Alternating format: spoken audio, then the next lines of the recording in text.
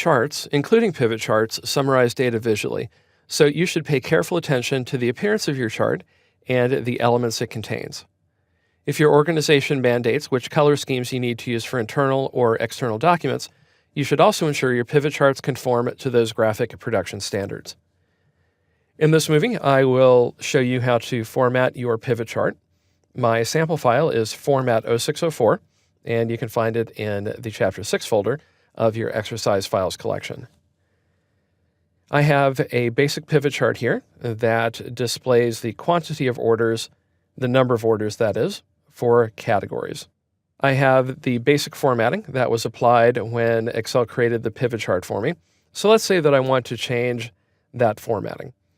To do that, I will click the pivot chart, and then if I go to the Format contextual tab on the ribbon, I see that I have a lot of things that I can change.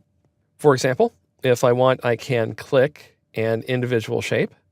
Let's say the light bulbs column. So I'll click it once to select the series and then click it again. Now only light bulbs is selected. If I want to change its shape fill, I can go to the Shape Styles area or group, click the Shape Fill down arrow, and I will change it to a darker green.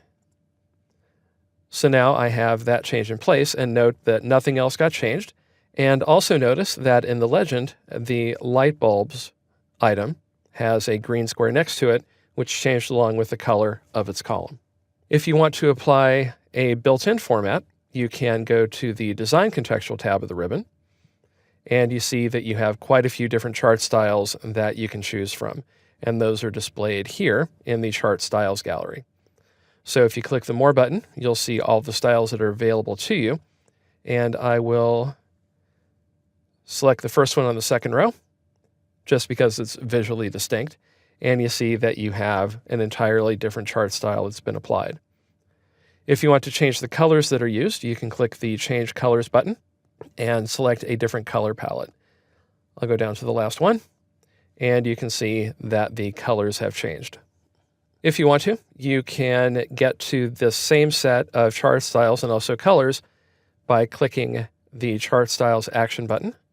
And there you see you have style and you also have color. So the same controls you had up top. And I'll press Escape to release that selection. Like other formatting elements, the colors you select might be affected if you apply a different Office theme. To see which theme is currently applied, go to Page Layout, and then in the Themes group at the far left, click the Themes button and select a new theme. So let's say I go down to Slice, and you can see that we're getting previews here. There's Wisp, Badge, Banded. I'll click that one. So there we have the Office theme that's been applied to both the pivot table and to the pivot chart. You can apply another theme if you want, or if you want to undo your change, press Ctrl-Z. Formatting pivot chart elements helps communicate important trends clearly. Whether you use formatting to provide an overall look and feel, or to call out individual data points, take the time to experiment with different formatting options and see which ones work best for you and for your audience.